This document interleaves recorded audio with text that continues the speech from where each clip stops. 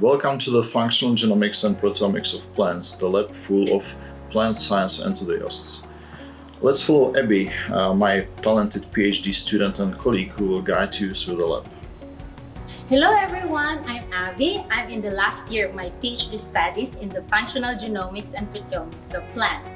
In general, we are interested in defining the molecular mechanism governing hormonal regulation and functions in plant development. And today, I will show you what we are really doing in this lab. Let's go!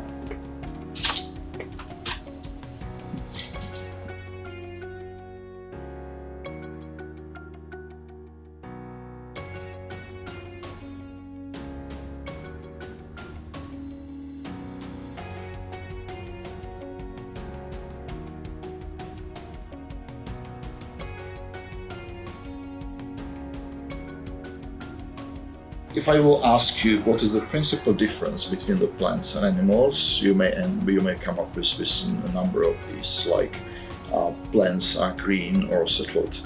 But there are a number of green animals, some of these are even able of photosynthesis, and the corals, for instance, are settled too, right? So what is really the difference that matters? From my point of view, the point of view of molecular plant biologists, the main difference is the developmental strategy that plants have evolved. So if you compare the plant embryo with the animal embryo, here is the mouse embryo, you can very quickly spot that the animal embryo has developed all the cell and tissue types during embryonic development. Compared to that, the plant embryo is very simple, containing just the brief body plan, and all the tissues like leaves or stems, flowers, and later on fruits will develop during post-embryonic development. This type of developmental strategy is possible only thanks to the enormous developmental plasticity of plant cells. In our work, we use advanced methods of molecular biology, biochemistry, genetics, genomics, and proteomics. We switch the genes off, or vice versa, switch them on where they are normally inactive.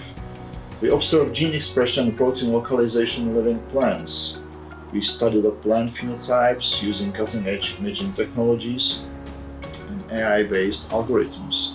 We produce the plant proteins in bacteria, purify them, and study their properties and structure. Well, so imagine that the plant leaf or any other part of the plant is removed, for instance, by the naughty rabbit passing by. So we all know that this is not the end of the story, that the plant have tremendous regeneration ability.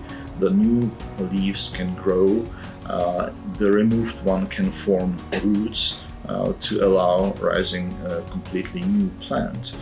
So this may sound trivial, but it took tens of intense research in animal fields to mimic these effects, which are possible only under very specific in vitro conditions, as has been demonstrated for the first time by cloning the dolly sheep.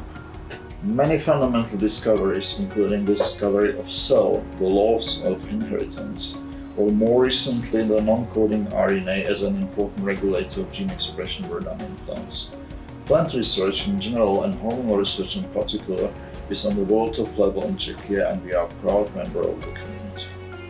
As we all know, the genetics was born in Brno, but Brno is not only the city with a rich history, it is also the place with bright future of science. So if you have an ambition to change the world, to make it a better place to live, join us to make new discoveries. They will be a game changer not only in plant science.